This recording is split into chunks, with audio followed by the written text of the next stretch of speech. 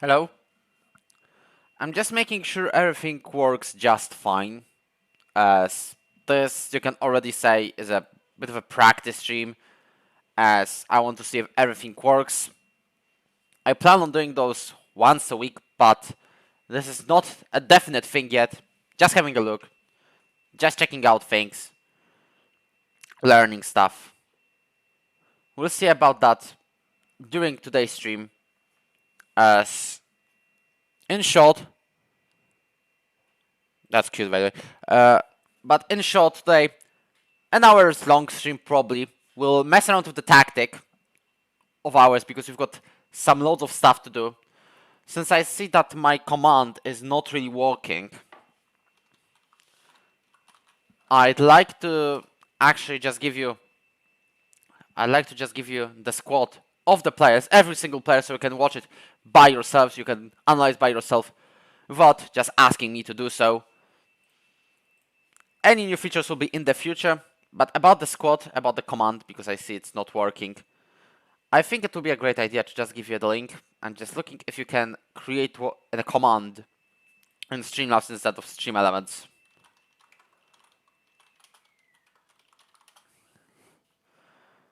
But in general, I think it's time to move on into the live screen, as you might see everything is empty, but literally just give me a second and everything will be sound.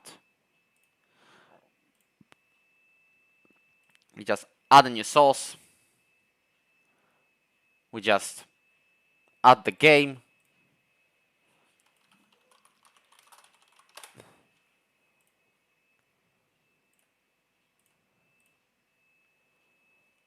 And there you go. We are in Season 4, actually the end of Season 4 of our adventure with SFC Opava. Build a nation type of save, which essentially is not building a nation so far just yet, but there is a team that decided to carry on the Czech Republic by themselves.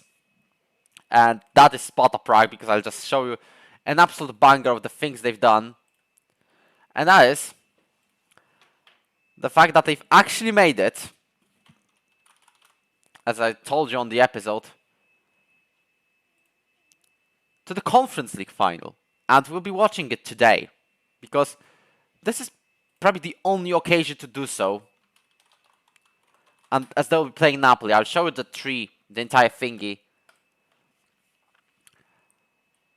As Sparta Prague has started by beating up Bartis Belgrade with a 4-3 result, and met up with Rounders FC of Denmark, which we actually managed back in FM23, and they thrashed them 7-2. Then they got over Panathinaikos 4-1, and we'll be playing in the final against Napoli. So the reason I'm not continuing is because we'll be attending that game, because this is like probably the only occasion to do so. Now when it comes to the tactic, it looks something like this.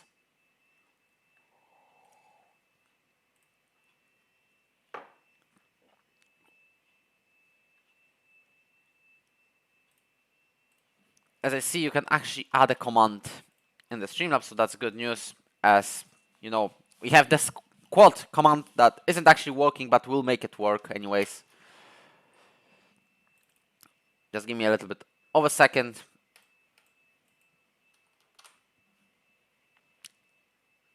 And there you go. It should be on. The squad is actually up to date. Hi everyone, by the way. I know ya. How's the league doing, by the way? I've seen it had Thomas Rondhar, of all people. But the general amount of players, drivers, actually got reduced. But the fact that it's still going on, I mean, I am stunned with this. I expected that it's going to continue, but not really by inviting Thomas Rondhar, of all people. So I'm just having a look into our stream to see if everything is alright. Because it should be. Tell me if the music is on, because I've dropped in some Harry Heller stuff.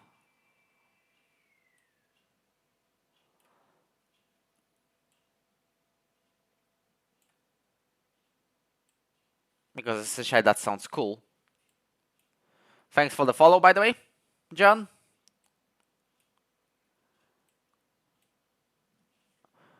And now we should be good. The only last thing with the stream. Well, if I wish it actually appeared. As you can tell, this is a practice stream. This is a test stream.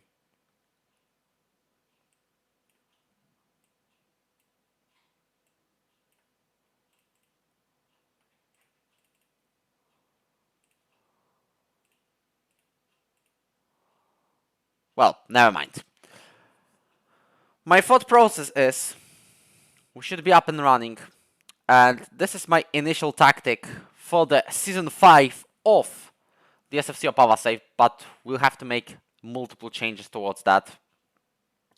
As this is mainly something that I'm trying to revolve around our 3 main strikers, which you can see by typing in the squad command.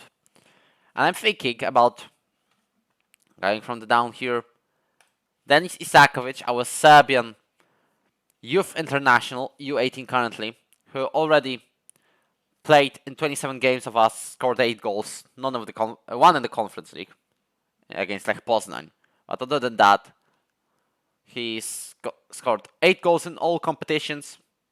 Actually, 11 if you count the Mole Cup in the Conference League, but I'm mainly on about the league because we've just finished mid-table. Next up, Roberto Pires.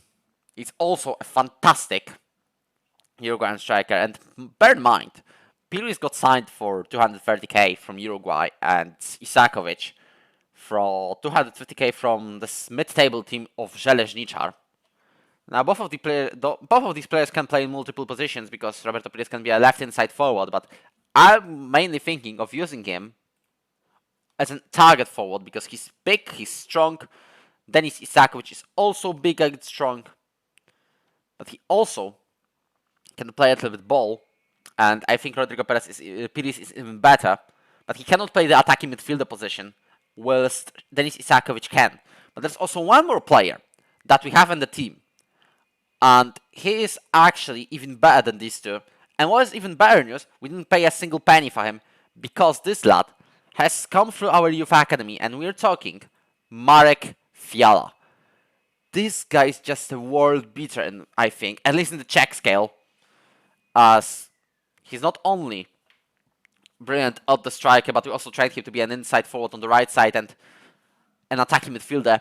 I'm thinking this guy could well and truly be a shadow striker, because he's very quick, and he's got the great holy trinity of Football Manager. Mentals are on the right pace as well, although the concentration is a bit low, but if you see his development over the years, well, ignore this little bit of a drop, because he's been kind of inconsistent through his time in here. But if you look at his attribute growth throughout the years, you're going to see some actual massive development in here.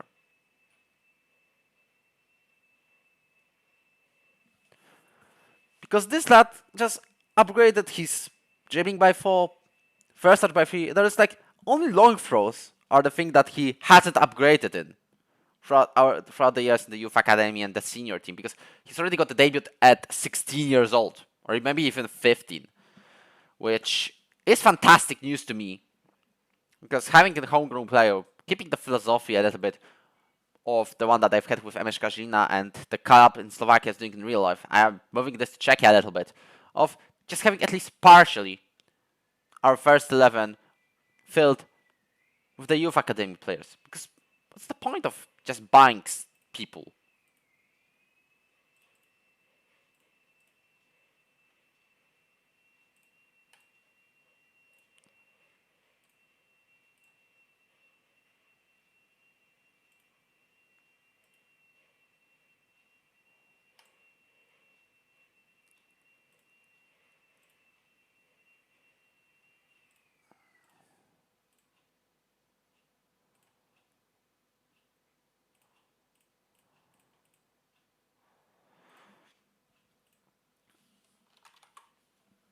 We've got 41 players in total, by the way.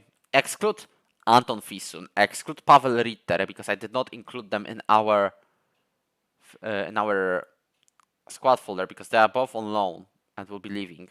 Emil Tischler is also leaving as well. He's a squad player by now, and I don't think he's going to make it into our first team anytime because he's 29 years old. Doesn't mean he's old because he's got a couple of years in him, but not in our team. I think he's going to go to the second Czech division where he actually was a decent player. I think Martin Janacek is also being let go, as I intend to either give Lukas Tur or Michal Kozel a chance, mainly because Michal Kozel, if you watched the episode, has actually played in a couple of games at the end of the Season 4, and actually did quite well, saving a penalty in his first ever appearance. I've got that with Jesper Kalundan back in FM23 save with Randers. Although, let's be honest, I've saved that save a couple of times. Mainly due to glitches and mainly due to being sacked. Because I was bad at this game. Because I just jumped into it instantly without even thinking about it. And just recording a YouTube career.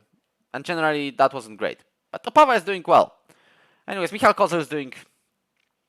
is remembering me, giving me these reminders of Jesper Kalundan. Maybe because he saved a penalty in his debut. And what Jesper Kalundan did was actually, out of 3 penalties in the derby against Aarhus, because Randers and the Aarhus have derby in Denmark, these two, Jesper actually, has saved 3 penalties out of 3. And we won all of the games 1-0. So that concludes that Jesper, although he was bad, let's be honest, he was actually not a great player. Because he didn't even really develop. I'll stop that save in Season 4. But he wasn't... He actually had his moments. And these moments were saving the penalties.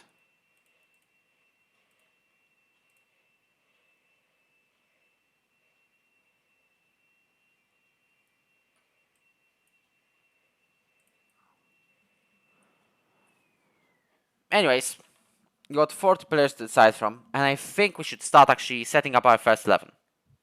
So I'm starting with Fabian De Keyser on goal, because that is obvious to me.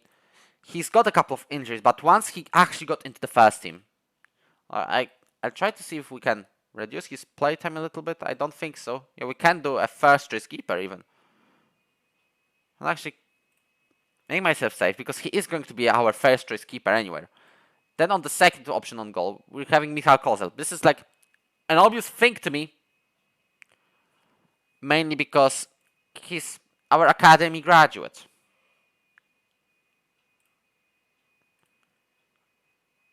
I'll add my face cam, by the way.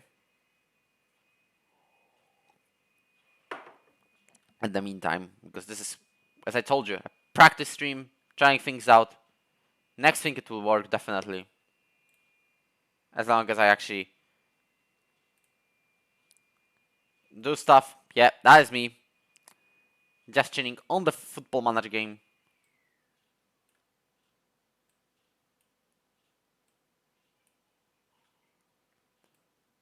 A little bit of a correction, and we should be sound.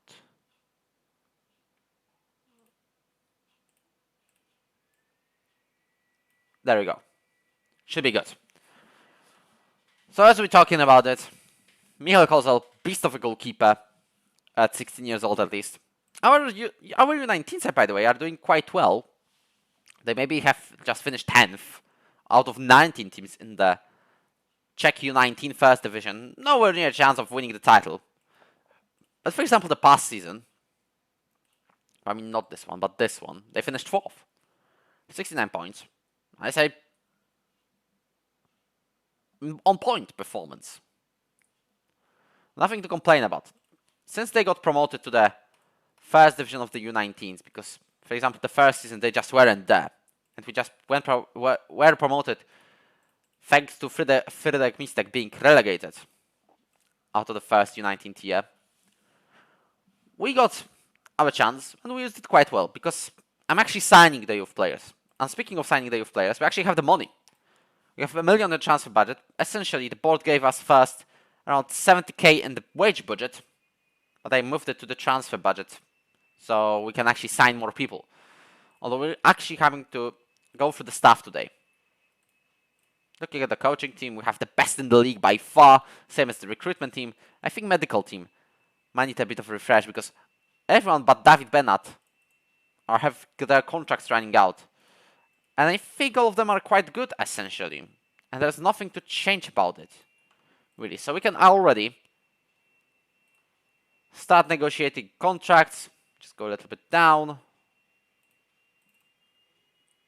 Just to save like 50 quid or something. Let me see, who were you? You were ahead of sports science, so you will stay ahead of sports science. Maybe you will just go down 100, thank you. There's also this Petr Stuchlik guy, and he was a head physio, and he's going to stay a head physio. He actually demands less money than the Slovenian guy, and that's brilliant to me. As well as this normal physio, he's going to actually stay in here. So we'll actually keep our physio stuff as it is. We don't need to change anything. We're satisfied with it. We've got third best in the league and we've got the second best in the league, so nothing really to bother about. Medical team then is mate. Recruitment team, because we actually have to go through everything. This is a bit of a preview to the season. Let me see if actually the music is going to not refuse to work. Looks like I'm going to download Spotify, download the premium version. I'm going to have to live with it.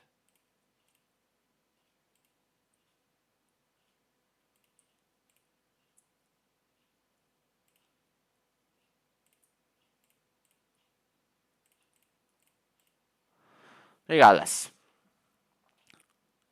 our scouting team, scouting department, is something I'm actually satisfied with. We might go for a recruitment analyst, the other one. I'm definitely not signing a technical director or the loan manager, because essentially, why would you need those? Why? What's the point of them? So my point of view is we have 1, 2, 3, 4, 5 scouts. Actually, 4 scouts and a recruitment analyst running out with the contracts. As Milan Rapaj is actually going to stay. You can have a raise. Thank you. You are safe. Next up, Maciej Żurawski. Well, I'm thinking of letting him go because his attributes aren't on the best level. Maxim Derry, the pro scout. Also, fun fact, have the license for scouting, but without a club, unfortunately. PFSA level 1, by the way. Let's see if he accepts this. Thank you. And we'll also think of someone better than Mirko Osterc. Let's be honest. So we're going to a staff search because, once again, we're doing a preview today. Okay, we have to actually deal with whatever the wage budget we have. So I want to sign a new recruitment analyst. And I want to pick attributes for a recruitment analyst. And say at least 11. How many people do we have? Are you real that we have nobody? That actually check people. And this team has essentially become a bit of a Balkan thingy. So, we've got a couple of men. Starting with Peter Farkas, the Slovak guy. He's actually massive. Like, 13, 16 player potential. For recruitment analysis, he's just spot on. Jan Noc, 11, not really. 14-13. Martin Sabo is a 13-12. Just having a quick look through these. Maybe we'll sign Daniel Breczka because we want to check people. This guy is fickle. He's fairly professional, so this is actually something good. I mean, Petr is balanced. I still think it's good enough to be our recruitment analyst. Not performance, recruitment, mate. But you just demand so much money. He's accepted! How much did this guy make? Now this... Well, we're giving him a double almost. Who cares? He's great at it. So let him have it. Rastislav Bednar, not who I think of. Michal Mraz, not really. Daniel Nowy is fickle. Daniel Breszka is fairly professional. And I think this is where we should be heading. He also gets a K. And we are sorted out almost with our recruitment team. Also bring ourselves a scout. Let's say 14 at least. If there will be loads of people. There is actually going to be loads of people. We're going to hire this Ukrainian guy, Filip Kornienko, because he's actually decent at his craft. 19 adaptability, 14, 15. I think this guy is good enough to be signed. Straight on.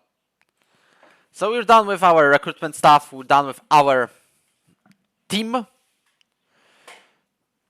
As it's time to actually think of a formation.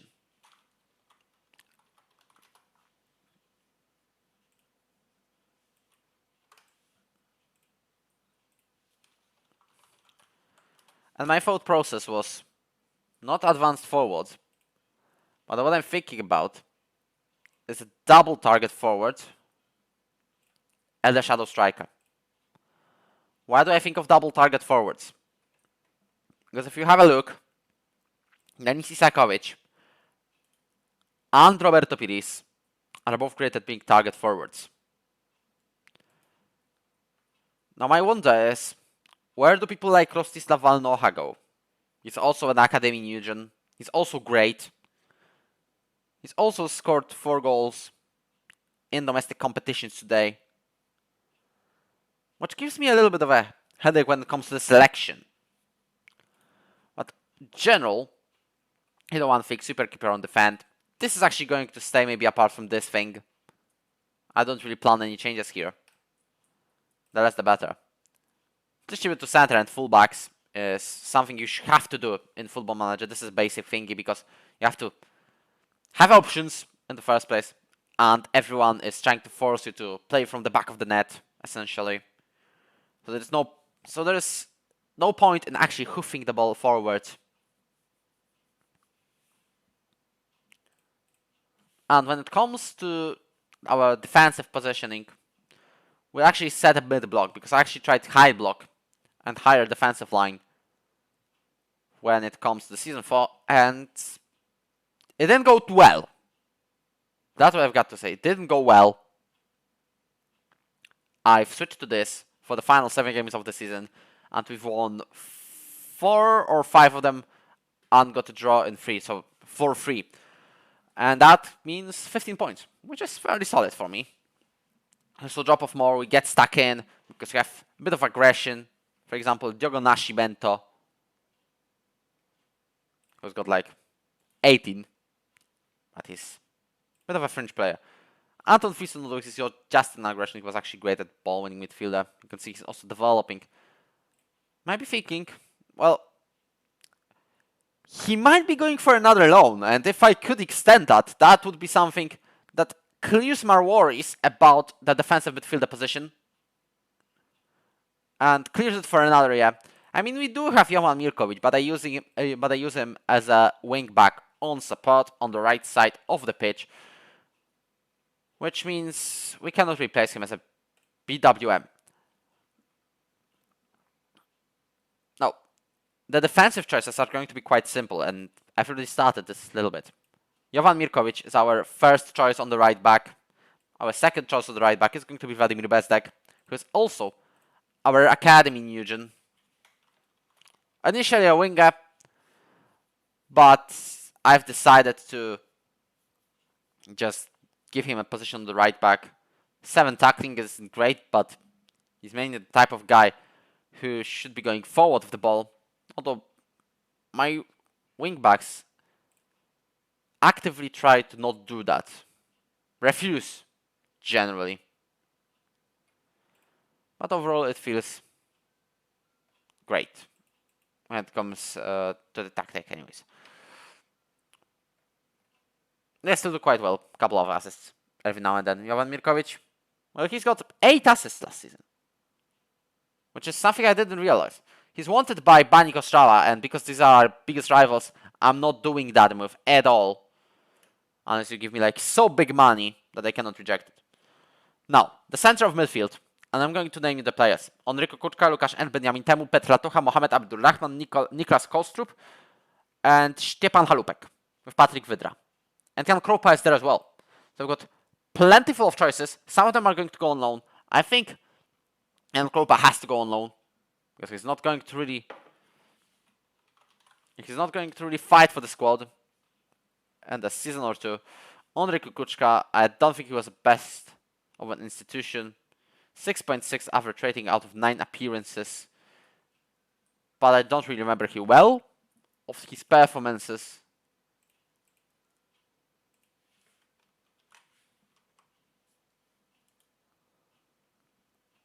Next up, Łukasz N, and I think he definitely is staying in the starting 11.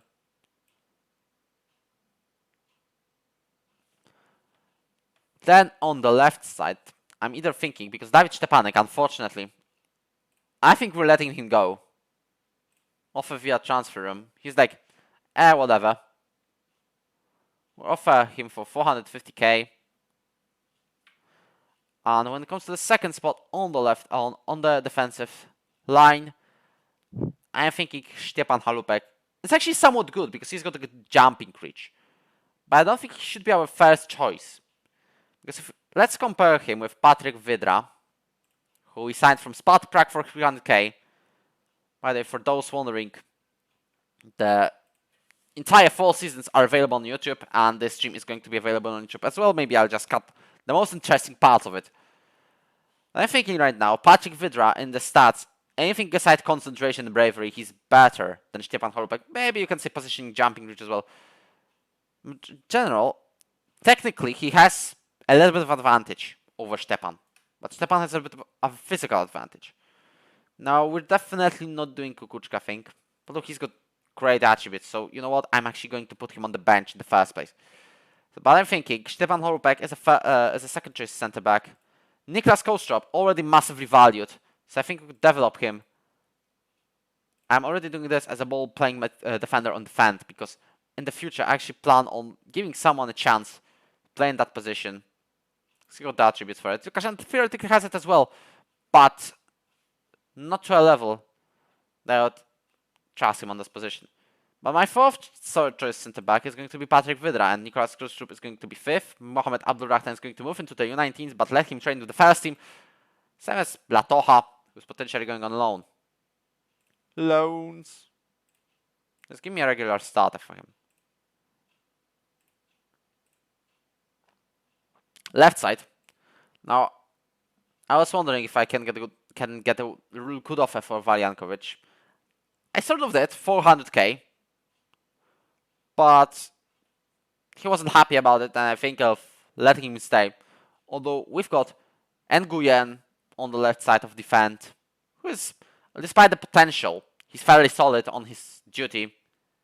Got 2 assists and 2 goals. And even represents Vietnam national team at this point. Although if you look at Vietnam, it's 102nd. So it isn't really that impressive. But for me, just an 19-year-old at this point, who already makes senior national team caps on a regular basis, and even probably competed for the Olympics. Let me see where Vietnam finished. Third in the Group G, so they're not qualifying for any playoff and stuff. But he's still doing quite well. And I'm still going to keep Valjankovic in the first place. I'll actually make bowling midfielder on defend instead. So that both of our wingbacks can go forward. Now the second choice is naturally going to be Nguyen. Yes, he's great. Stepanek is being let go. Now we have to decide over defensive midfielder. If we can.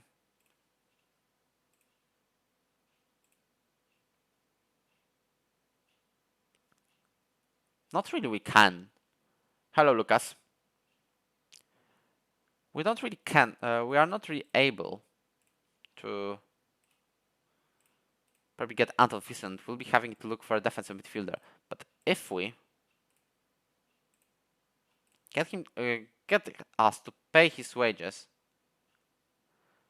and give him $1 million to offer, they should be fine with it. Like, we don't have anyone for the bowling midfielder spot.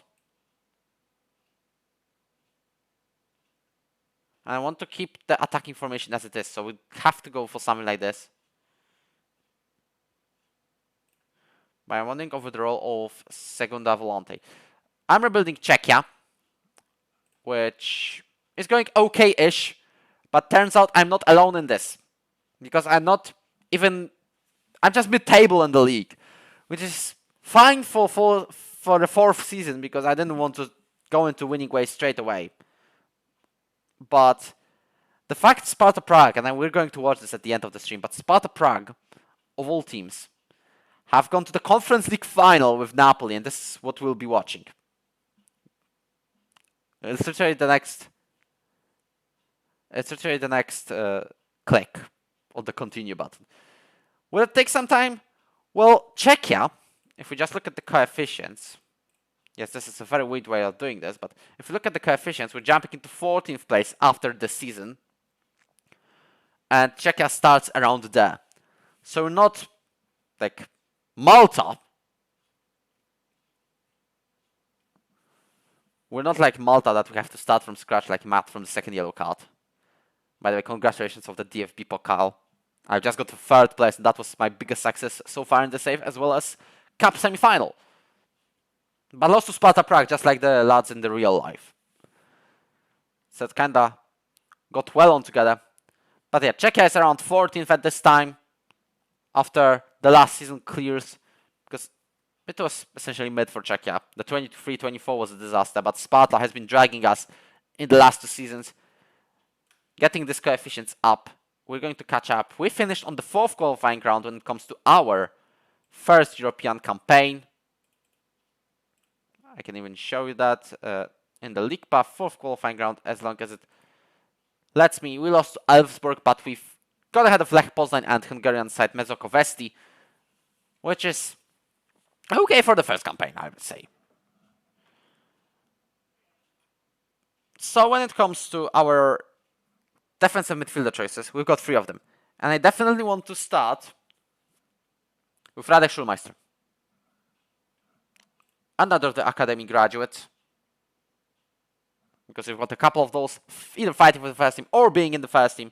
Radek Schulmeister is going to be our playmaker. He's very good at it. Maybe he's not great dribbling, but I'm already telling him to train that since like 2 years, and he jumped by 2. He's wanted by Udinese, and if we get a good offer, then I'm going to let him go. But the good offer for him is like 2 million for me. So he's going to play as a deep lying playmaker. Then on the middle, we've got Anton Friesen as a defensive midfielder, but unfortunately, it looks like we're not going to get him again. So our top priority is going to be a defensive mid. So let's see our scouting center. Let's see what kind of recommendations do we get.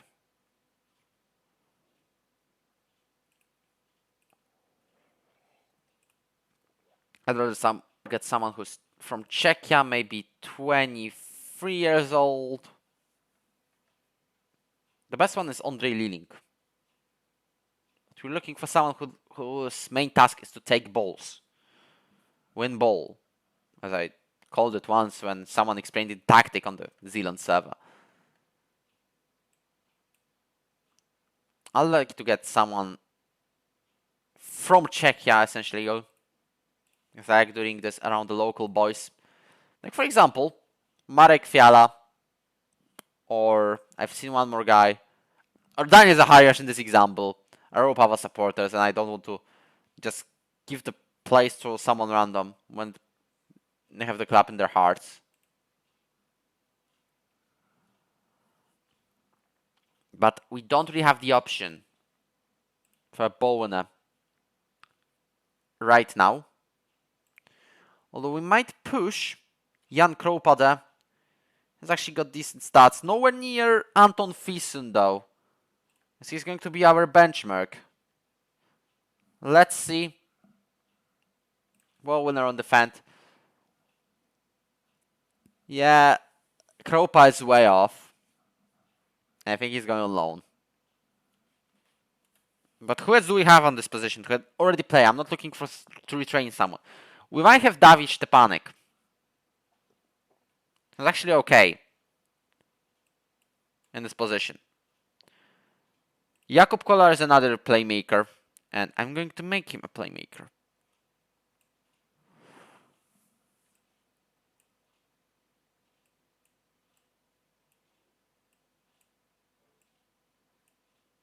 Although, what if we did this? 4-1-2-1-2. Just a little bit of a change, which works for me.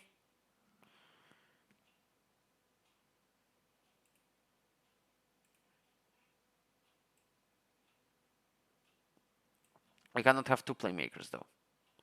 And we need to do this. Actually, do Piris on attack, Isakovic on support, and Marek Fiala as a shadow striker. This is my thought process. This is what I think. This is what I'm going to stay with, stick to. Don't think this needs any adjustment. Just in case both of the players can play on different positions. Marek Fiala is primarily a striker. Roberto Piris can play on the left wing. Isakovic can play down the middle as well. So don't really bother about it. Now this guy, he has everything but strength and a bit of a jumping reach to play the target forward. We're doing him an advance forward. I don't reckon we can make him a shadow striker. So we go with him as a second option to Roberto Piris. As a second option. Actually, wait. This will work better.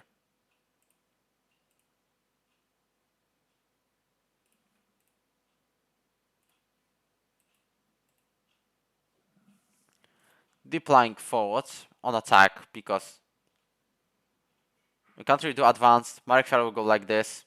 These two will kind of stay on the line, let Marek Fiala run. This is what I wanted with FIFA 19 tactic one day. I wanted with Zaha, who was a 10, to just go forward, score the goals. Was the big man up top. Like, for example, Benteke in my Crystal Palace career mode would be just dropping a little bit and taking the long passes in order to keep the ball. Now my thinking process as well. We can't really do anything other than met Salah in this position.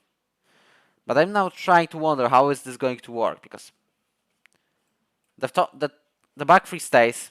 We move Mirkovic up front. Fiala runs here. Isakovic drops back.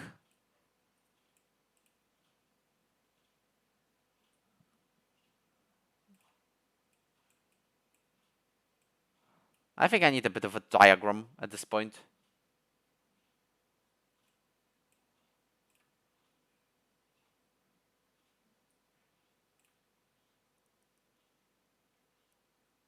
Unless something like this actually makes sense to me. Jeez.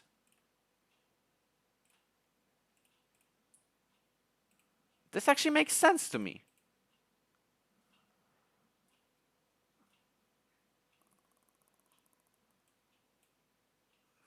We can also go with Roberto Piris on the left side and stick to our thing. But my problem is I want all three of them to be starting strikers. And with Marek Fiala, can do a winger on attack potentially. I want him to be inverted, and he doesn't have a left foot pretty much. He doesn't at all. So we have to stick to him as someone who is at least going to cut inside. We could also go for a 4-2-2-2, 4-2-2-2.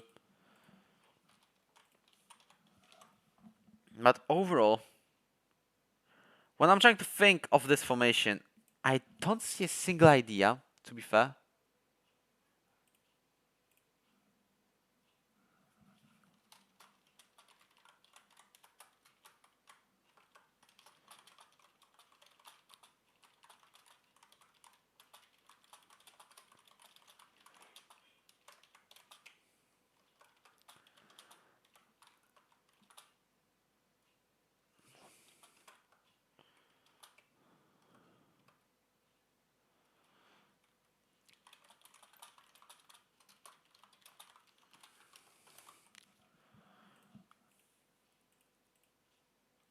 overall, what I'm thinking is that this is going to be definitely complicated stuff. Like, if we go with wingbacks and support, that would make a little bit more sense for Marek Fiala to just go up, because he's going to have Mezzala who covers him, for example. Carillo does the covering, but Mezzala who goes there, Marek Fiala can cut inside. But inside forward has to be wrong-footed, as they say. And this is our big problem here. He's the guy who just runs fast, which would actually make sense for the 4-2-3-1, but this is too typical. And I'm a big fan of this particular shape. Now, Isakovic plays as attacking midfielder as well. Roberto Pires cannot, and I don't really want to retrain him. He's got what he's got. Don't really matter.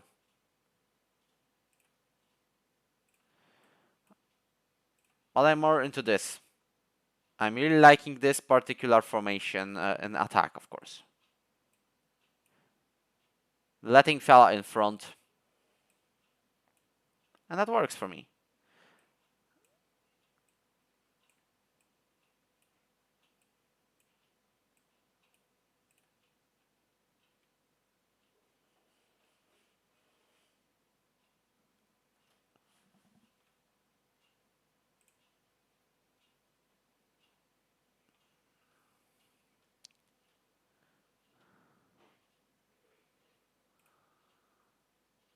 As this is a test stream, by the way.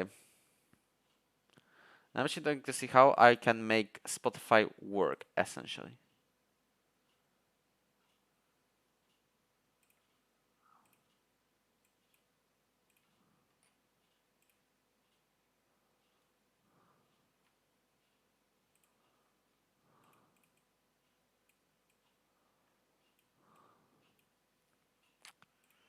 Turns out that can't really, which is funny.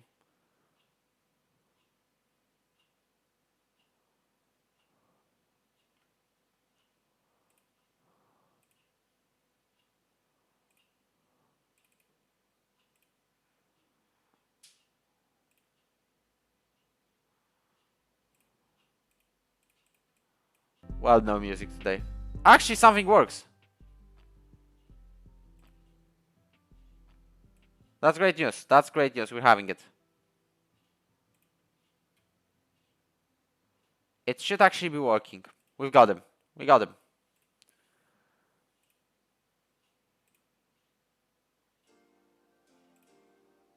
Let's go.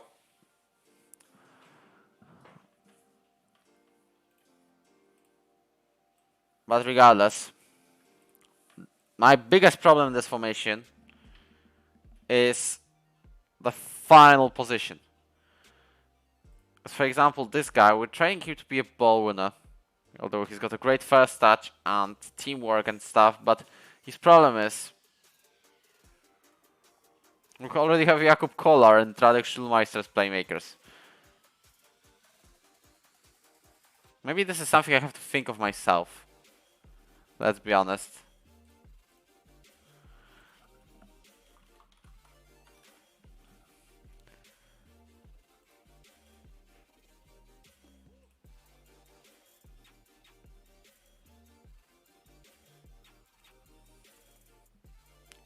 Which makes me thinking, what happens to Rostista Valnoha? Well, I'm faking Shadow Striker.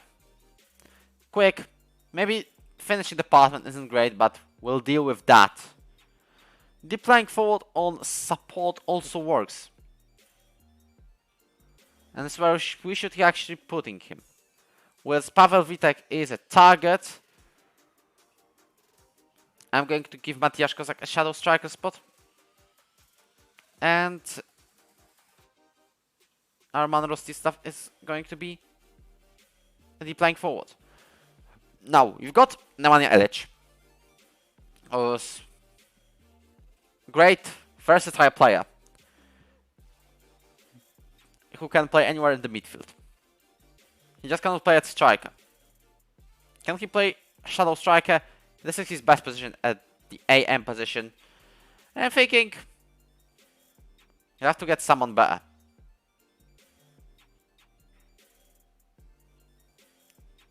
Than Pavel Vitek, who's just come through the academy.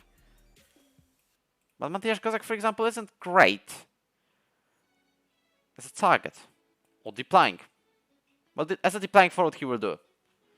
But we're not using his pace then. But Nemanja cannot play striker. And Jonathan Roberts is probably going to be let go, but I don't think he's going to like it unless we get a good offer. So I have to put him somewhere, and I'm thinking he can play as a deep lying forward on attack. I'm not really thinking of him as a target guy, target man. Mateusz Kozak though.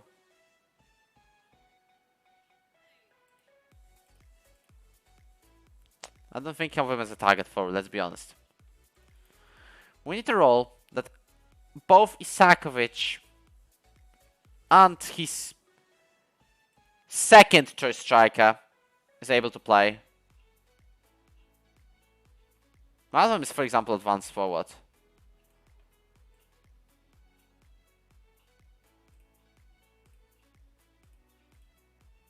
Which would force Roberto Pires to be on support. Now Marek Fiala, normal advanced forward. Or pressing on attack.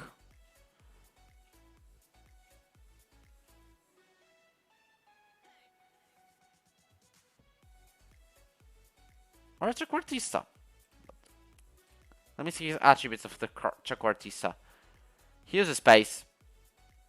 He has all of the great attributes Fiala has.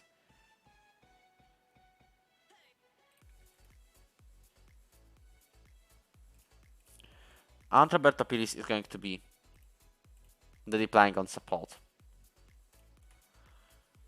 Isakovic attacking midfield, this is what I'm staying with.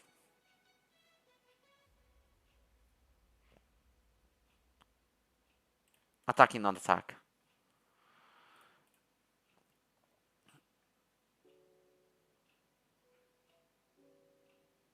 And I think this is our shape and formation. Now, Filip Blechary, you're able to play defensive mid, you're not. And I think this is why we're letting you go. This is the last player that we have out of the original Pavel team.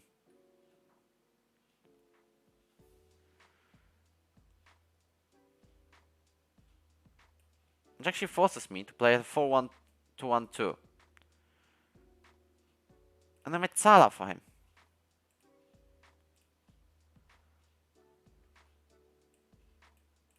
Because that's the only way we can play him. He's got one more year in him. Now, people like Jarosław Starka are probably going to have problems getting into the team.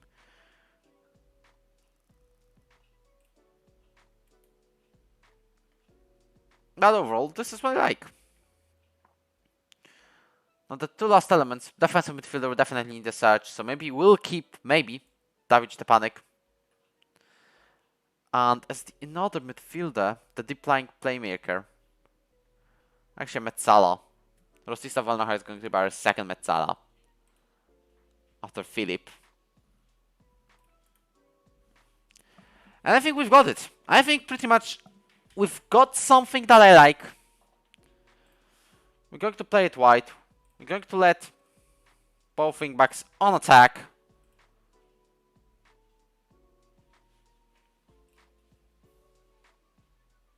You're not going to have more than one playmaker. Because that's essentially something you don't really do. But overall, this is what I'm happy with when it comes to our tactic. And this is something we should be going for season 5. Now, who's going to stay? Definitely Dominic Breda, because he's already gone to Cartagena in July.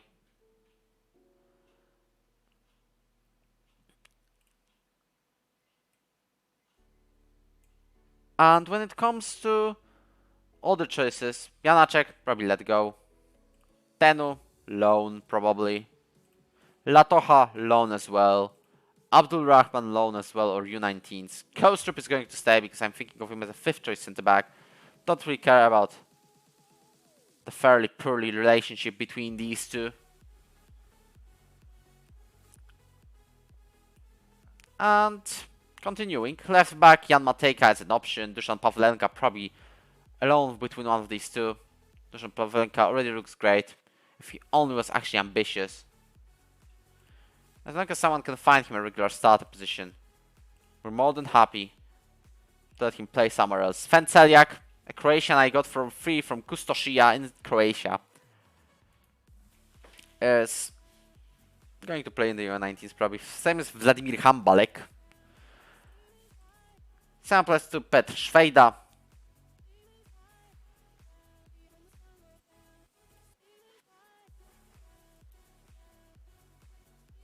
And this is essentially F1 Young. Either a U19 or a loan or an emergency option. So I'm thinking of the emergency 4. I'm thinking defender, 2 midfielders, an attacker. These should be my choices as the last 4. But we need someone whose task is to win balls, which means ball-winning midfielder on defend has to be signed. Otherwise, we're going to have huge problems this season. I think Anton Fisun played very well on that position last season. And first season, was he there? I don't really remember. Let me make sure. I think he was there. How can I not remember? Yeah, we've had the guy in 10 appearances, so we signed him on the winter transfer window. He's got an assist. Assists aren't really that important for a ball winner. Also, MH Kazina, best club in the world, of course. Although this save is about Opava and it's going great.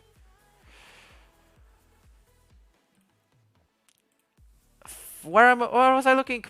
I was looking at, you guessed it, scouting. As our mission is to find someone who can play as a defensive midfielder, preferably Polish, Czech, I mean. Someone young as well. But do we have anyone? We have wingbacks. We have essentially everyone but what we're looking for. Someone can play striker in France. He's a Nugent. He can play striker, but he can also be a regista, so I say Pirlo. But are we really able to sign him? I don't think so. Sebastian Zapiga. Not our thing. We are not looking for wingers. Dominic Sala. Seen him in real life. Not like on the pitch playing. Very solid defender. He goes for the tackles. Like, he should have a dives into tackles trait, I believe. Where we look at the player traits on the right side. This is something he definitely has, because in the game against Lech Poznan in real life, he actually stopped Velde and then cleared the ball off the line. He makes these tight tackles. Really good positioning overall. I think he's got potential. I don't think he's going to be a world beater right now. Although, what can I say? I barely can kick a ball straight. But him, I think somewhere in the Dutch league would be good. But we have to continue looking for Raymond Atoko. Is he good enough to be a ball winner? He's not. He's got 5 tackling. It's everything but a ball winner. Unless you can retrain someone to be a ball winner. Anthony Massé. Maybe? He's got bravery, he's got aggression. He's kind of athletic. And he's got only 250k of a price. Which makes me shortlisting Anthony Massé.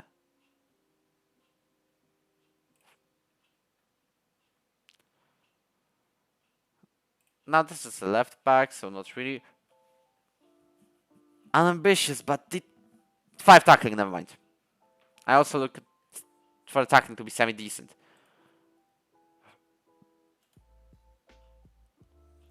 If I see...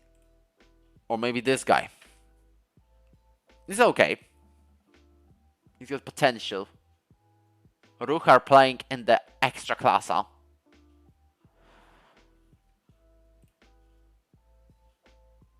But overall, I do not think he's the right choice. How did it actually move from Górnik there? That's actually something interesting, but he's fairly ambitious. This is something for Miles Jacobson, by the way, to show us a shortlisted or the guy we are just looking at, to be in some sort of a color, for example, I don't know, yellow or something, to indicate that yes, you're looking at him. This is what we want for him.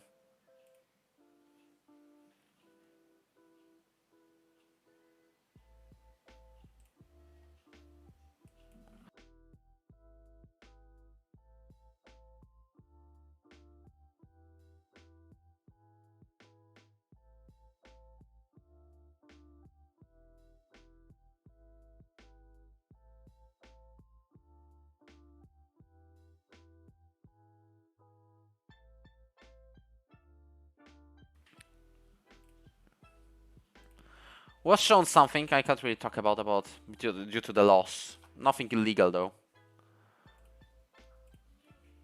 But overall, coming back, this guy looks as someone who we could sign if he isn't expensive. As long as he isn't expensive, I can get him.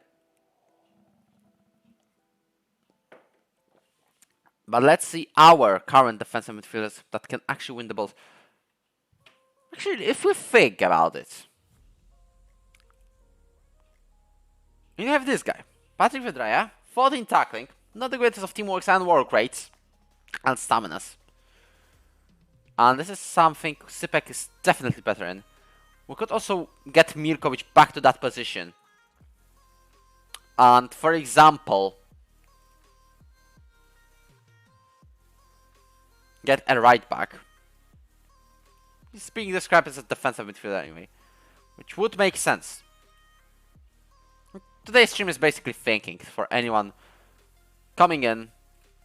Then Anthony Masse, he's left-footed, but we can retain him to a right foot. But for example, let's see if we have any options at right wing and right back. And boy, oh, he ain't got dribbling.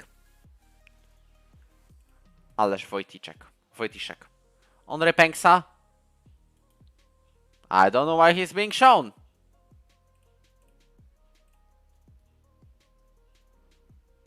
Wojciech Nowak. He's speedy. He's good at his thing. When it comes to the... He's athletic. Richard Polaszczyk, who was on loan to us, but who got recalled after half a year because we put him as a right wing back instead of a right back, because the other way around. He was cooking in the second Czech division, and still they decided to bring him back to his club. Which wasn't the greatest of decisions, but whatever. Jiri Broda from Trencin, not our story. 100%. This guy, athletically, he's great. Let's compare him to Vladimir Bezdek.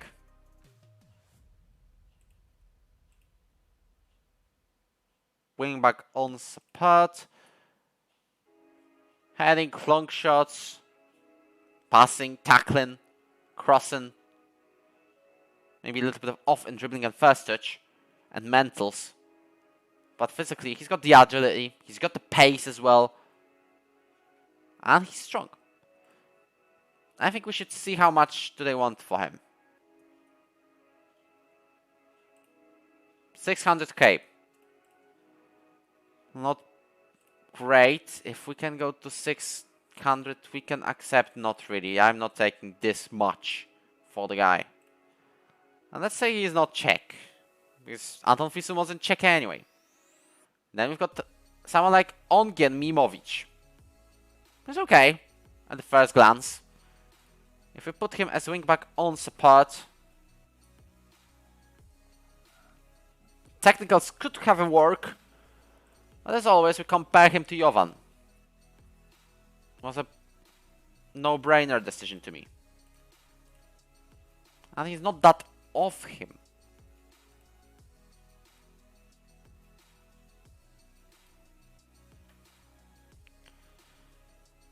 Matej Kovacic is also there. A talented Žilina player who we may sign. I'm not joking about it.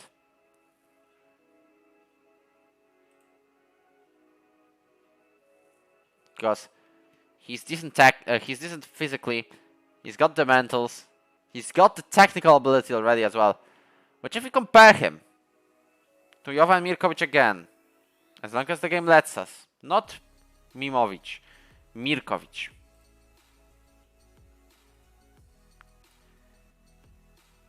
Dribbling is worse. First touch is worse. For example, marking and tackling is better, and technique as well. Teamwork is massive. Determination as well. So the mentals mostly are in the right place. And as well as the physical attributes.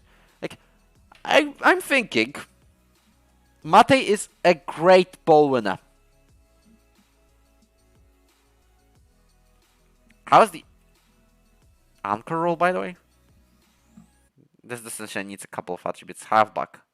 Halfback probably needs some passing skills as well, yeah. That's what I was thinking. He drops back to form a back three. More of a playmaking from the back row, ball playing defender and attack or something. This I'm just waffling about. Is there anything else that we can think of? Normal defensive midfielder.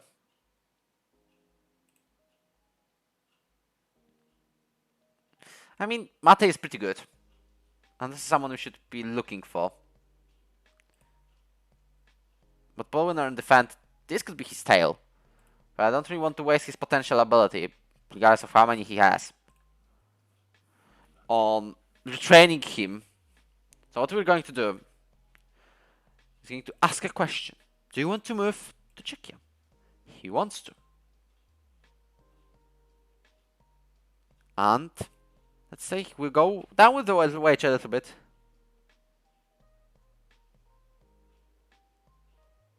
And I'm happy about it. He's also promising, which is a good sign. Let's go down to 600k. That's actually a pretty good offer, you know. That's actually something good. Considering the player sets that we're going to have. I'm not complaining.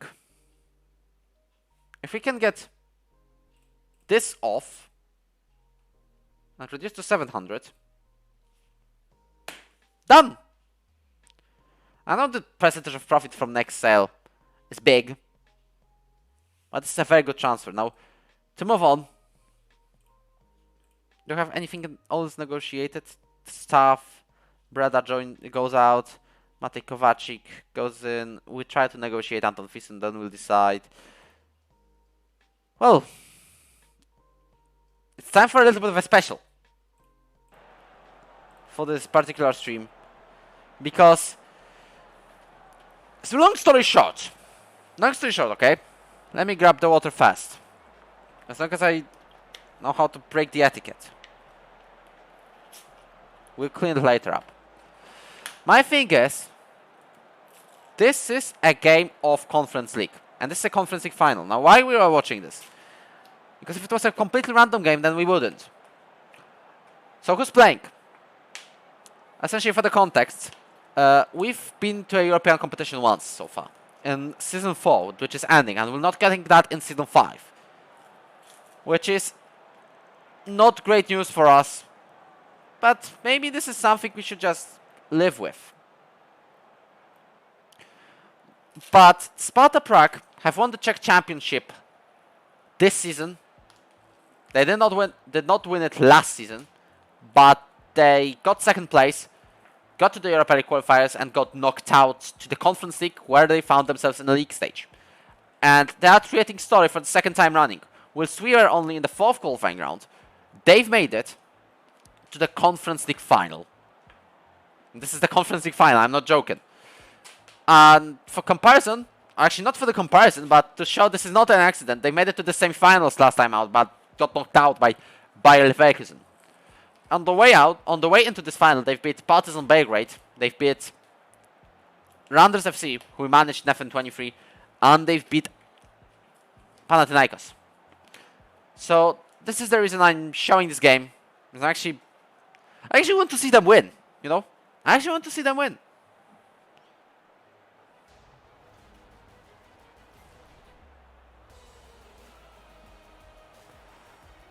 This is the team that we've beat probably once or twice in the duration of the save.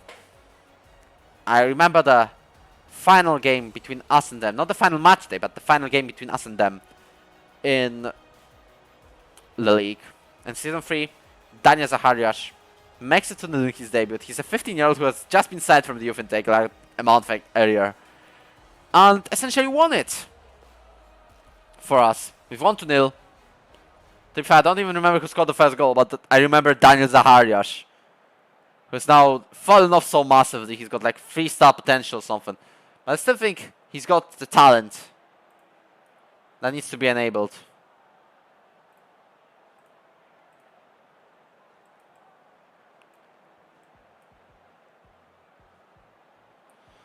We're waiting for highlights though, and nothing seems to happen so far.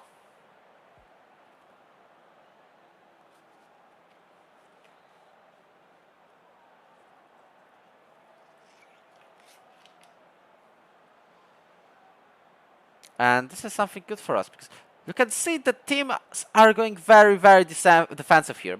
Although I am familiar with a couple of these names in the Napoli squad. We've got the first highlight now, as Mattia Di Lorenzo passes to Zambanguisa, and Ngon scores.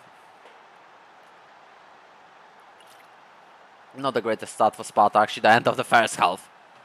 And they'll need to go a little bit more attacking in the second half of the game.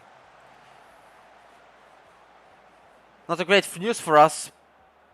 Sparta has to go a little bit more attacking. You can see this game is very defensive. A total of 3 shots have been exchanged. I think Sparta will definitely go for more now, because they have to. But overall, Sparta, what can I think? They have to go for more. Fun fact, I got the offer from Sparta Prague in Season 2. Because the manager, in real life manager, Brian Pliska, left for Bayer Leverkusen. And they've got a free spot. And they invited me, but I said I'm staying with Opava. Why did I decide to stay with SFC Opava? Because this is an SFC Opava save. Now Benda catches the ball, which is okay. They got possession. Now the stake of it is also the Europa League slot. Although Sparta Prague will play in the Champions League qualifiers guaranteed, so they don't worry about that. But if they win this, they get another slot for another Czech club, which means more potential points to the coefficient. Now Albert Ellis pushes down the right side. Japer makes a long shot. Yusuf Yazici equalizes for a 1-1. Fantastic result. Let's go. Because they can still win this.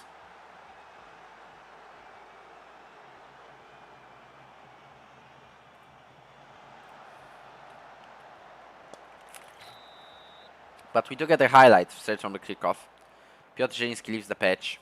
I've seen Lucas Torreira getting a chance. He's now in possession. And Gonj passes to Kjellstad, and that is instantly 2-1.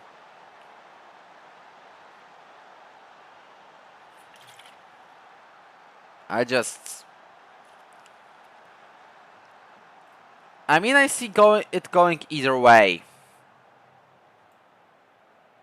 Let's be real here. I see it going either way in the final couple of minutes. Now Sparta have a corner kick. Arnau doesn't waste time. Makes a cross. Now Yusuf Yazici, he's already scored today in the Conference League final and makes it the double in order to equalize again in the 83rd minute. Not too much time left to go. Sparta Prague may make it an extra time now. Yusuf Yazic is the star man for today, although he's going to be walked off the pitch in seconds.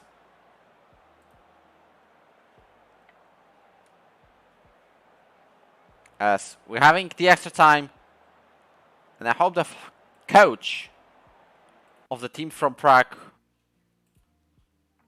let's see who him is, by the way. Radoslav Kovac, I hope he's got some decent tactical tweaks going on. He subbed off Yusuf Yazici. I don't know this name, Michal Shevchik. He's not a Nugent. I don't think anyone in the team is a Nugent. But we'll see that in the league fixture, not the European fixture. Now Sebastian Bornau wins possession only to give it back to Leo Ostigard. Cyril Ngonge now has the ball on the right side. Jago makes a pass to his own penalty area, which was at least doubtful of a decision because it ends on the source of possession. Cyril Ngonge potentially the winner.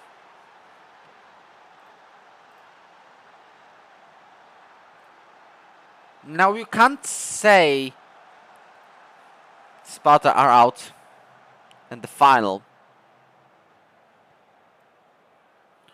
But in all fairness, they could have done slightly better. I see Lucas Torreira, a bit of an anchor man. Stays just in front of his line. Zamba and Gisa is going to be more attacking. I'm trying to figure out the tactic. Mark Guehi, what is he doing in the left back position? What is the coach of Napoli thinking? Torreira makes a long pass. Cyril Ngonge. But he loses the ball. Mokrovic wins it back. Iago. Tayyip Talha. Mokrovic.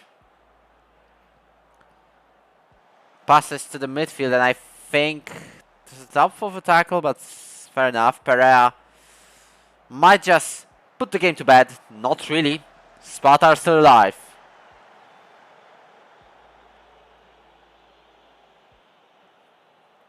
Ngonge delivers a corner kick. Now Benda makes a good rush out of the net and catches the ball. Pietro Pellegrini. I think he's a bit of a no-name in the Football Manager community. He's in Sparta Prague, by the way. I've seen, for example, Alexander Lacazette in Victoria Pilsen. Perea. Zamba Anguissa. He scored the winning goal over me as I was having this short-term save one season with Borussia Dortmund. We're starting the second half of the extra time. And I think, unless we get a highlight, it's gone. Herbie is actually on the pitch.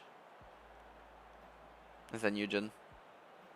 Yeah, the first Nugents are actually starting to appear in the world of football, but I think that's it. It was a hard-fought game for Sparta Prague, but it's SSC Napoli who are winning the Conference League title. Don't know about the performance in the league, because I only look at the champions, who are Inter Milan. I think they were close, but the captain, Zamba Anguissa, now has a chance to raise the trophy as SSC Napoli get their first title in this competition. Not sure if they won the UEFA Cup. Definitely did not win the Champions League. I think they've won one single UEFA Cup, but we're going to have to check that. But that's it for today. Good game overall. Entertaining as well. Now, did they get it? Let us see. Well, they've got Diego Maradona as a legend. That's what we definitely know. Marek Hamzik, who are you? You are an assistant manager in the Swiss side, in the under-18s. But looking at the overview, they've won the UEFA Cup in 1989. This is the same year that Diego Maradona got this famous warm-up thingy. And they finished, not 6th. They definitely did not finish 6th. They finished 8th. So they saved themselves, essentially. They got themselves a Europa League spot. Despite falling behind in the league. This is something they should be happy about. But anyways. Thiago Nunes was spotted at the final. Like, many people actually went there to watch. But I don't know why I'd be focusing on this Stitch. He's 31. That's the first thing. Maszovic fast and focus on quicker. But I'm not paying 8 million. But let's see what Matej Kovacic has in mind when it comes to the offer. I think this is our best chance. He also can go to Schalke because of the affiliate. Schalke is in the second Bundesliga, so I'll definitely take the first division in Czechia. And the chance to play in Europe in a year's time. Because, for example, now this is a big problem, but MSK Žilina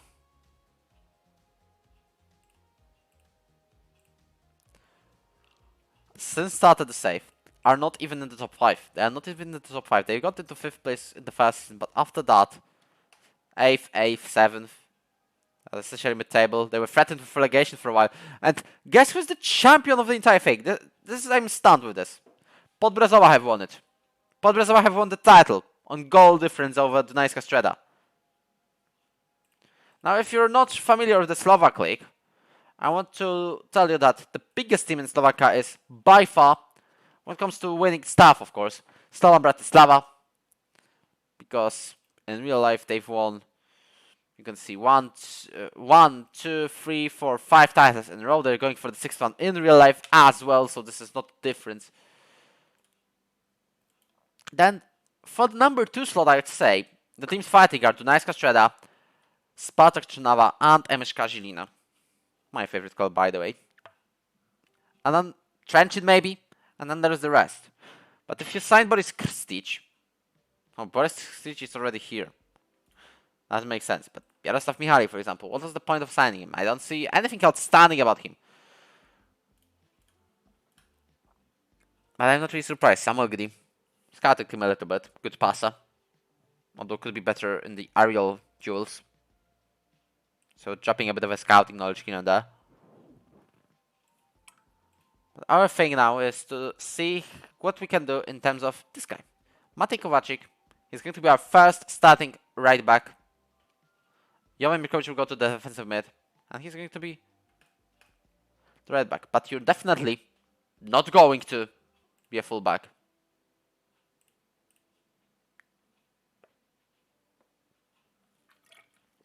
I'm fine with him going for 3 years of a contract. This is something I'm completely satisfied with. This is the deal that if we can just lower the wage a little, bring up the clean sheet bonus, bring up a little bit of the agent fee, where we could save money. Yeah, he says he's fine.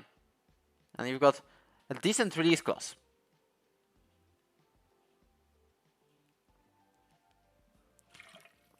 And potentially have a right back. And I know we're spending 700k, but this was... We've seen a couple of them. Also, I love how people who are on the 4th qualifying round are actually the biggest surprise of the Conference League. We're not playing there next season. But when it comes to our right back choices, I think that Matej Kovacic was essentially the best one. Truly speaking. Very young. Not just mid. Talented. This guy's okay as well. Physically he's good. We don't know too much about this one. Although he's on Togolese first division. Which might mean anything. But we cannot scout outside Europe. For now.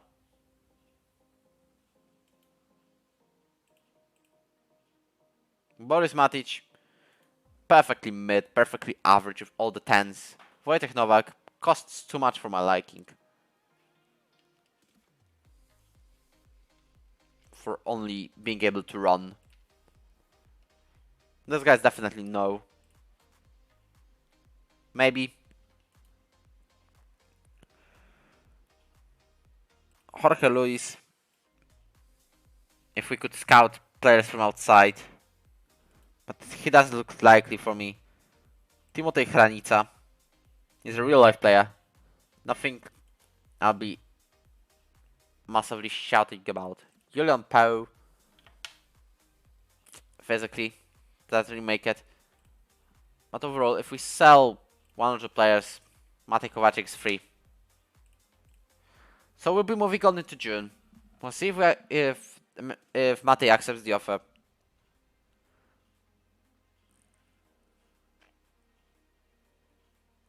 We've got a couple of decent talents over here.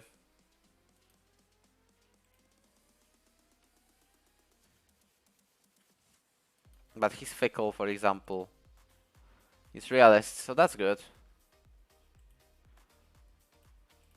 But do we really need anyone else other than...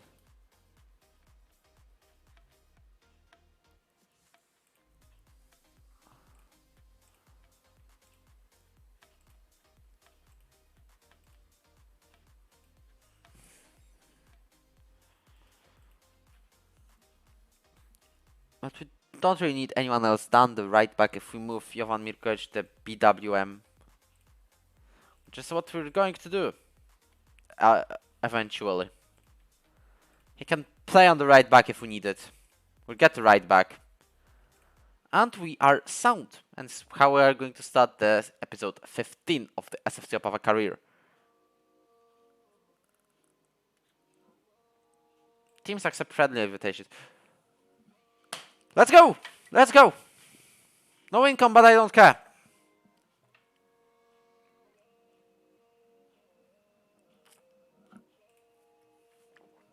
A friendly of my favorite club. This is fine. I'm fine with this.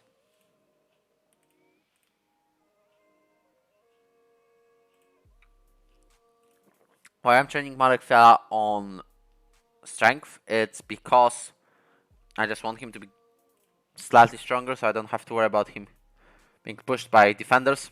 Sinisa Perisic. Very quality winger. Very, very quality winger. Dordo Jovanovic, I wanted to sign him. And I think we could go with him over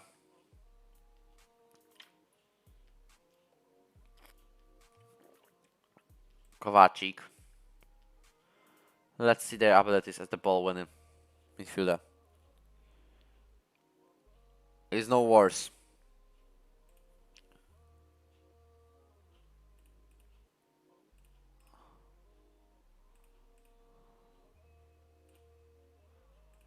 Wait. If we can do this,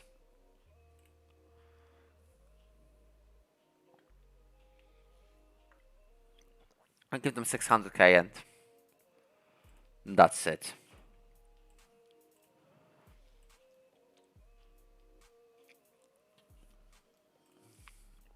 Because I'm thinking of Chrip Kornienko transfer blocked. And as I said, I'll be letting go Maciej Żurawski. That's what I'm going to do. Month early, but it's fine for me. Farkas is set to sign. Set an intensive language course, of course, accept. Of course, Kovacic is set to sign. So I'm thinking, let's delay the transfer fast and see what does Dordo Jovanovic say about it.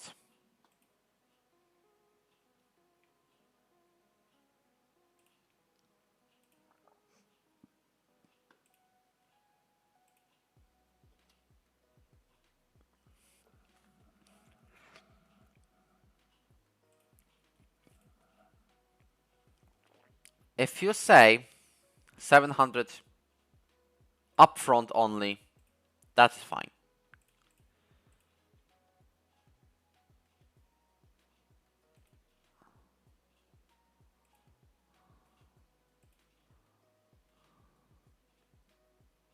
We've been advocating.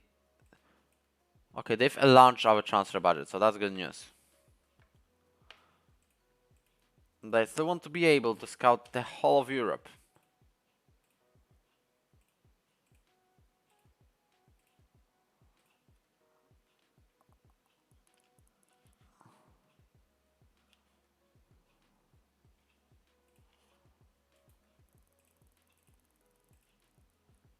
Fairly professional versus spirited.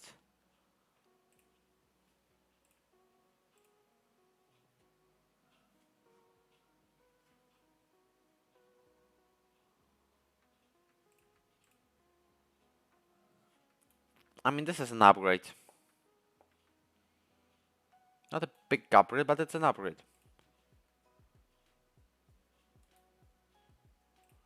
So we'll do it.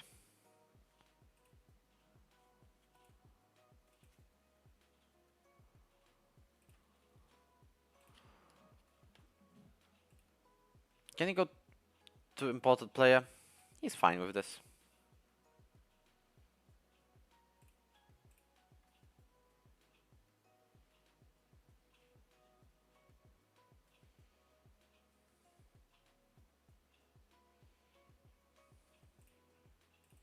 And the offer works as well.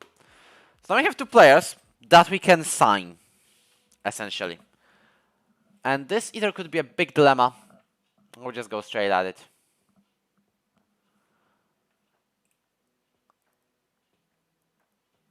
But I'm definitely thinking of signing both. Which is more than I'm happy about it.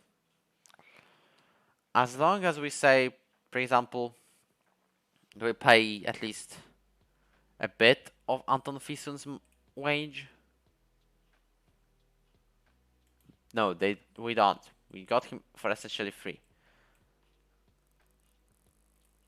Remove from position. Now, can we move on David Stepanek? Yes, we can. Although there's a higher intermediate fee, I'm taking the offer. As we're going to welcome Taborska into the Czech First League next season. That's some cool news. New teams. Let's go. If we can let David Stepanek go.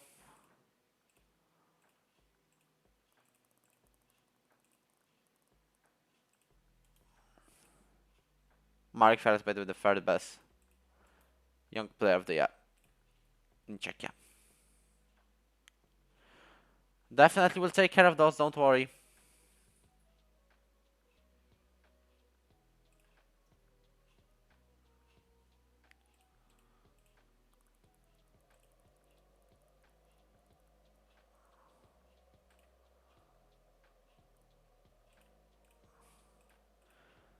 As far as I'm aware, this is essentially it about what do we need.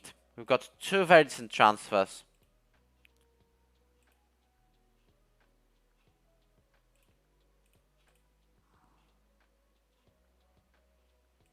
And by the way, I'm not really bothered.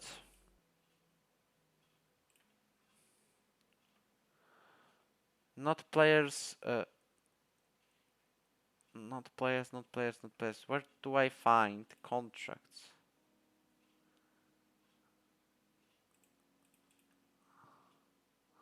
Staff?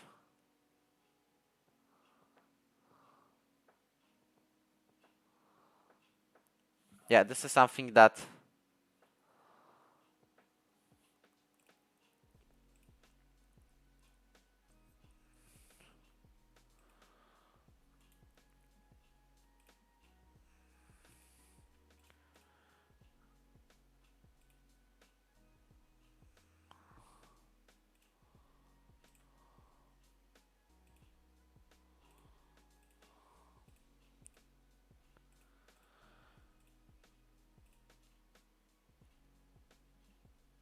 not great. But at least we solved the issue. And let's go. We've got another 100k, which is fine.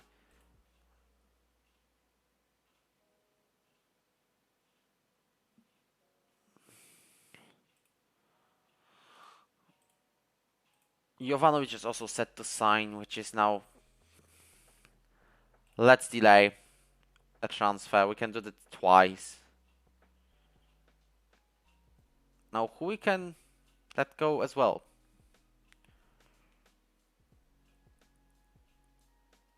Because Mirkovic, is he tall? Not really.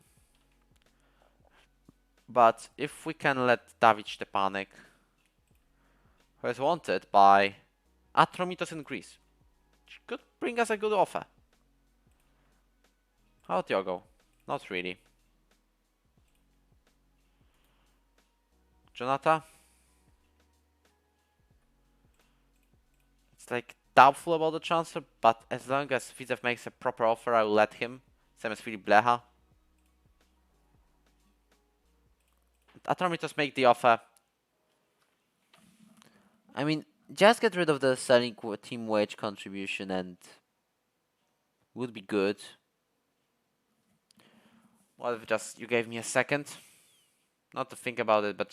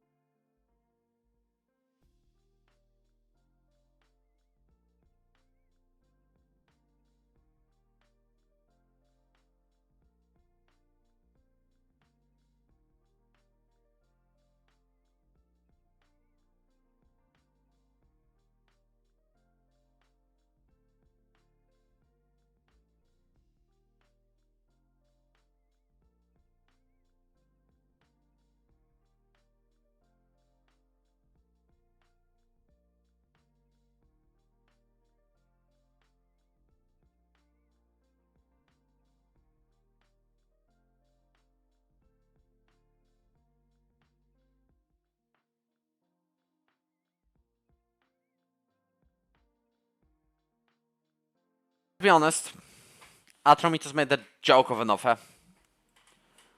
If they gave us like 90k, I would take it, but they didn't. So this is not something that I want. Meanwhile, Andres Quesada deals with the deals. Our club doctor retires from being a doctor.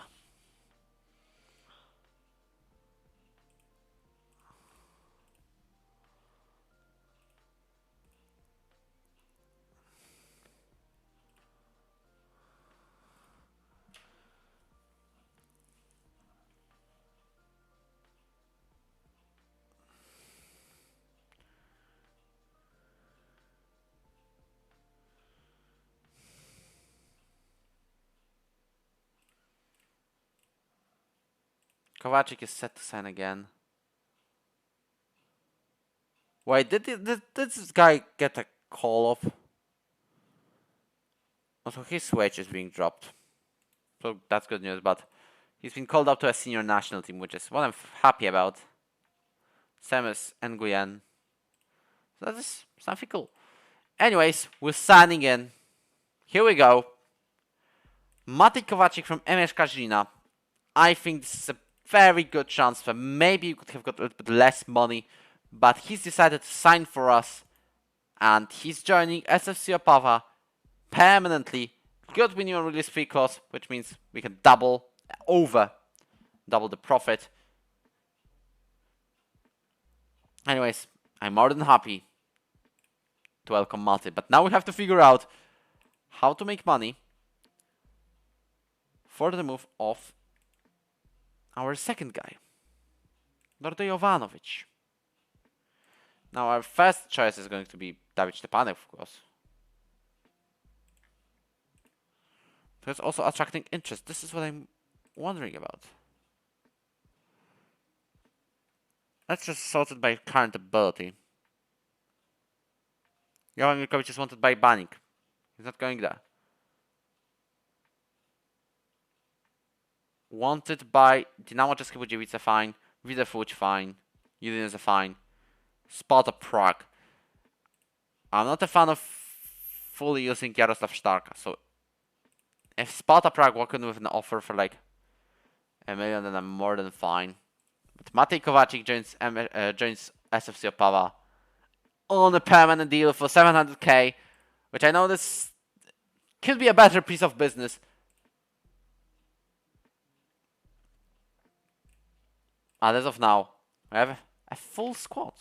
And we can even, for example, let Kukuczka go.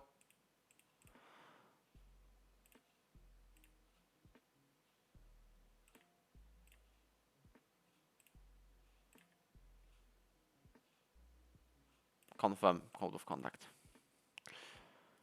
But Matej Kovacic, where are you, mate? Matej Kovacic. Can't find him. Where's he gone? Like, seriously, I can't find him.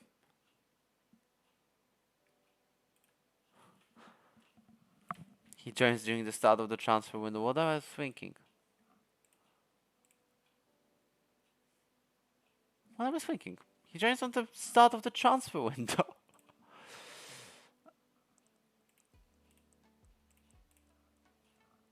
So, no.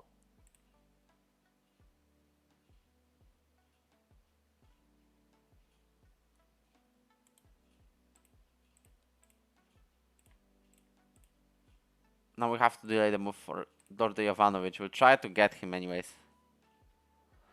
But we need to get someone to offer for Jonathan Robert, David Stepanek or Filip Blecha, and then we'll save. Let us see our transfer budget.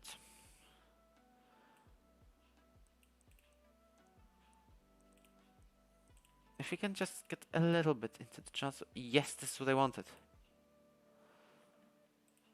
We're trying to think of some transfer. For maybe even Jan Kropa. Not really. Dominik Breda leaves, definitely. Delmir Hambalek. On loan by Visegrad.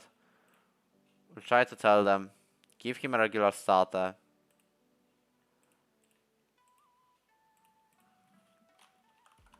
Visegrad.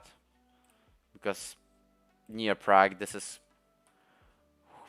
these are the people who are interested. There are also loans here. Vitek, Taborsko, Jarosław Potarka is wanted. Players are wanted. And this is what I like.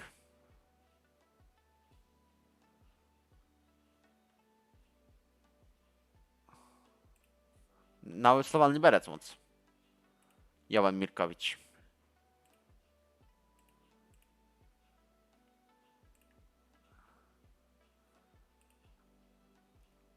But as we keep moving forward,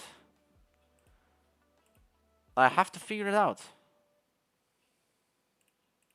When it comes to the move of Dordo Jovanovic. Otherwise we cannot get anyone else.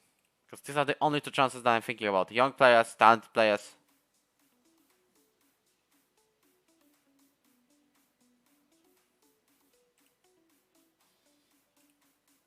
Maybe if we let go Andrzej Kukuczka as well. Okay. If we can get, for example, this deal and we can negotiate.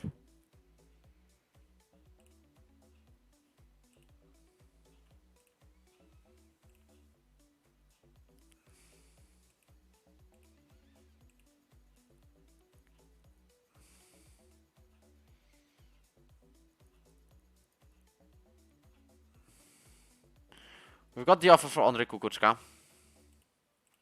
From Andorra, from the second division of Spain. If we can bump it up to, say, 100. 50. 93k. Sounds better. Say 25. GG. Let's go! That's an okay offer for Andrzej Kukuczka, who barely played. Anyways, maybe good tackler, but that's all that he has. So let's see if he accepts this.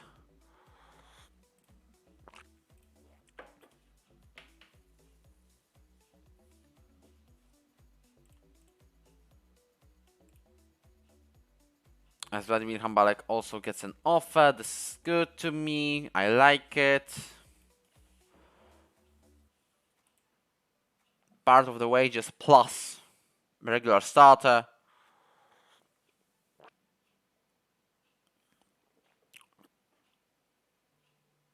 Mirkovic is not moving.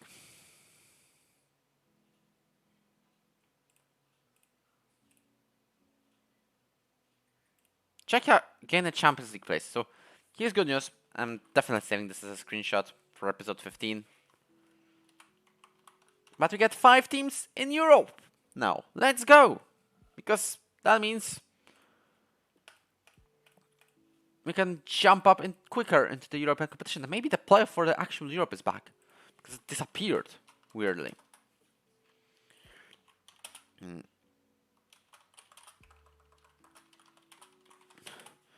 Let's have European competition reputation rankings. I think this is a competition reputation rankings. Yeah, that is. Because we moved into 13th, which is good.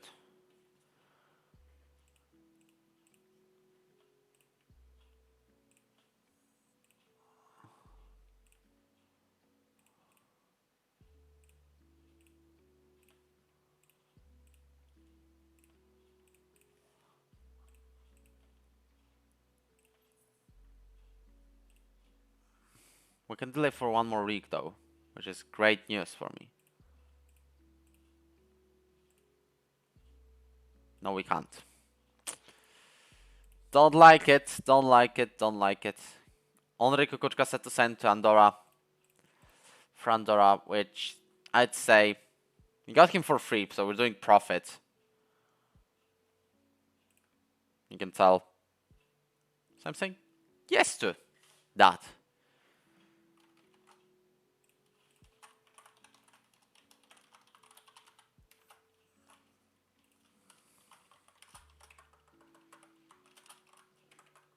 Kukuczka out.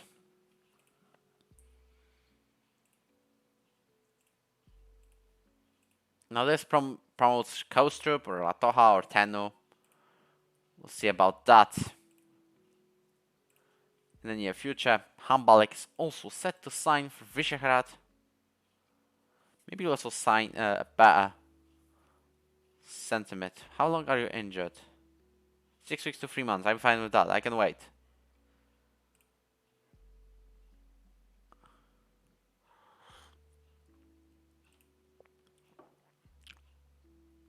This young guy is okay.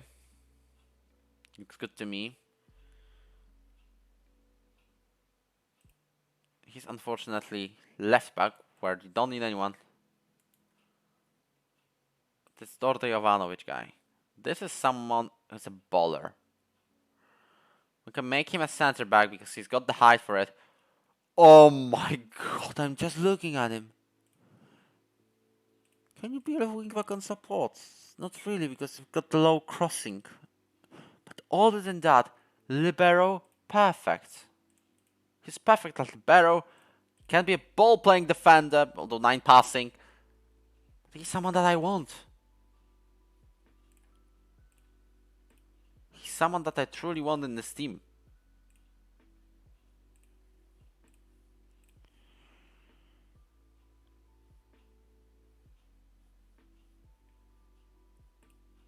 I mean, if I had the choice to choose between one of the Kovacic or Jovanovic, if I had to choose between these two, I would 100% go for Jovanovic.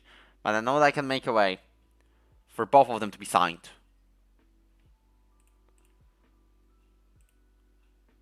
Steven O'Day, by the way, about to leave at the end of his contract. Maybe he's actually going to be interested. Our FM23 striker in Andes FC. Not really. Now, is this our team? Not really. We need best deck to be on the pitch, and we need Teno on the bench. And Kukuczka has to be replaced by Kostrup. And Kukuczka has to be replaced by Latoha on the emergency bench. But I'm simulating the friendlies always, because I'm not really bothered about them. As long as we win, I'm fine. We don't. I mean, if I have to go back to the 4-3-3 again, that's not going to be great. It's going to be very, very bad news.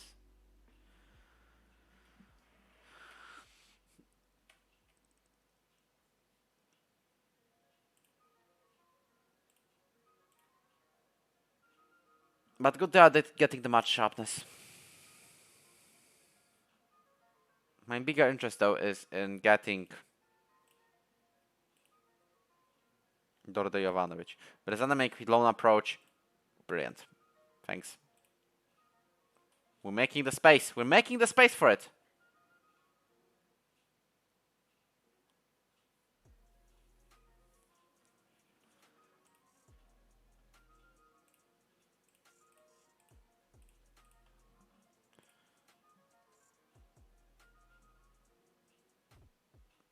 Recruitment feedback meeting, okay. I am planning a spending spree. Of course, you are going to be in a wing back on support.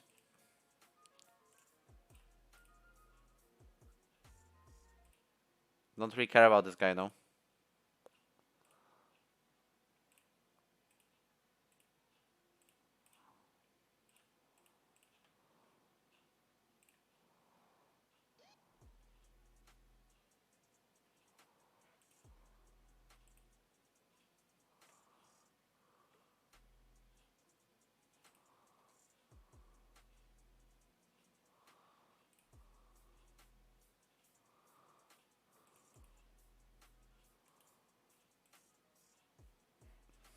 He looks good. Let's be honest.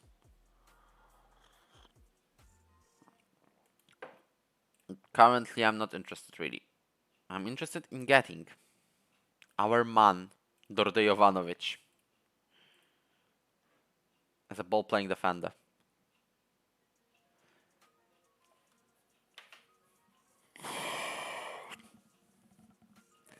We get a massive offer from the Nemanja Ilic, which is massively bad. In that way, it's massive. And Slovan Liberec offer Mirkovic, which I'm going to say 750. They say around 400k, which is still very bad to me. They already give us over half a mil. We'll go a little bit down, maybe bump it up this way. I'm not saying yes to it. I'd like to stall if possible, but I'm not happy with it. Also about Nemanja Ilic, this is easy for me, no brainer. If we go for this, then we're fine talking, because it's almost a million. I don't want to sell him anyways. And Jovan Mirkovic, if I got this offer from Nemanja Ilic, it'll be 10 times better. Why actually let him go? No. But he's in my plans for at least a couple more years.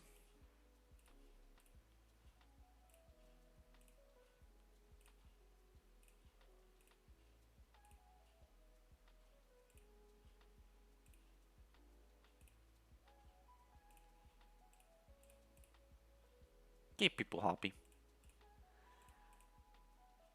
That's a thing.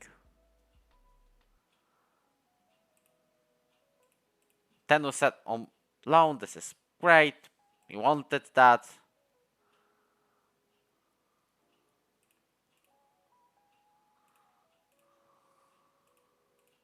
We've got Slovan Liberec back in the leagues, which is good news. So this is probably why they're trying to sign Jovan. I'm saying no to that.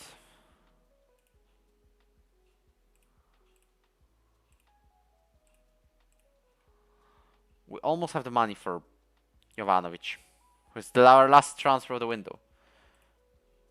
I remember this guy on loan.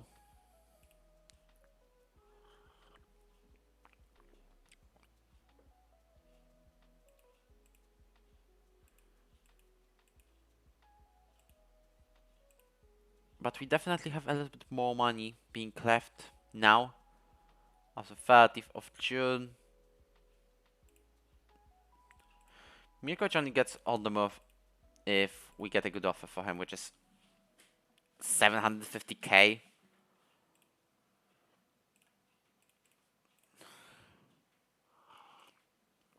And I think I'll be rounding up the stream around now. Let's be honest, this is more of a practice stream. We've seen if it all works. It was fine to at least try it. And I think I could continue that in the future. Maybe it's a bit of a speaking practice, even if nobody attends. Bit of a practice. Let's see how it goes. Let's enjoy it.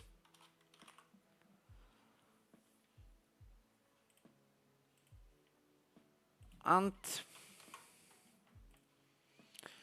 yeah, we're giving the second 11 a chance now. As Matej Kovacic already joined us. Have to make a screenshot of him. He's a very good player. at the right back.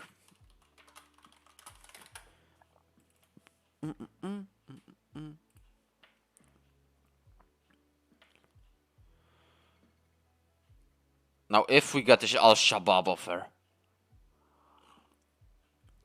for Jonathan Robert, then I'm 100% in for it. Second 11 walks in.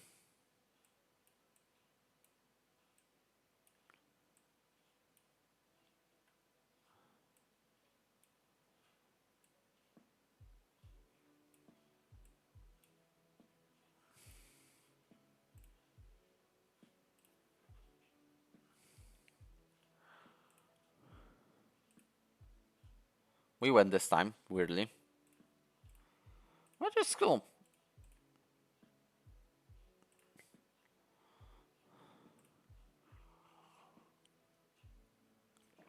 But right now, I'm looking to just move into the 1st of July. We'll see if we can sign Dordo Jovanovic again, but off stream.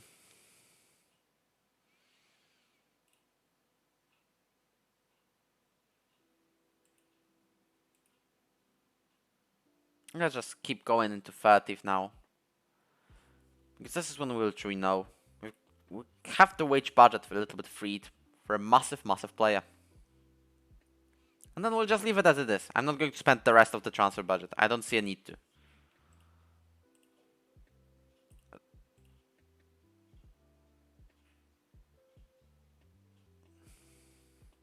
We're a perfectly mid-table team right now.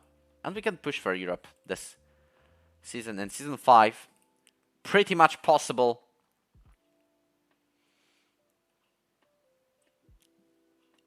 As long as we don't mess things out. Opava just enjoyed a little bit of a reputation boost. Which is more than good news to us. I still think we underperformed a little bit.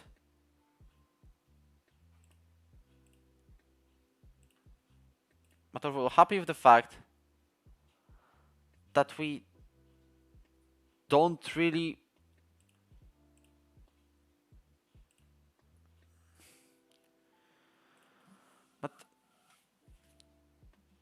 I'm happy with the fact that we're just finished safely in the 11th. We've seen what works and what doesn't work last season.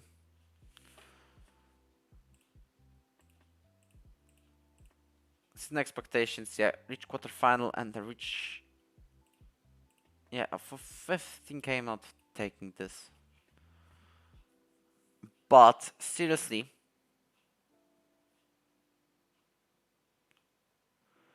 let's wait for the contracts to expire. I'll give the offer for Dordo Jovanovic off stream, and I'll see you next time. Maybe this was spontaneous a little bit. I think I'm going to give it a schedule as long as I actually enjoy it. Maybe Fridays. Every Friday for 2 or 3 hours most. At 7 p.m. maybe, my time, which is Polish, which is 6 p.m. UK.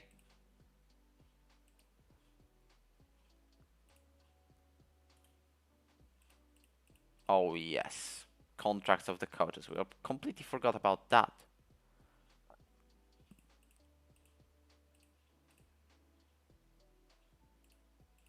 But this frees a little bit of a wage budget. Well, so yeah, this is it for today. I'll take care of the coaches off stream now. But overall, thank you for watching. And if and of course, naturally, if you go down below a little bit, you'll see there is a link to a YouTube channel. This is where we upload the Football Manager videos. And in the future, not only that. But for example, for now, it's just FM. And when it comes to the streams, I'm thinking, this was spontaneous, this was a practice. I'm thinking Fridays when it comes to the future plans. But don't really take it as a definitive thingy. But once a week, we'll definitely do. And maybe I'll just, this way, reduce the playing time. Anyways, enjoyed it. Had fun. Hope you did as well. See ya.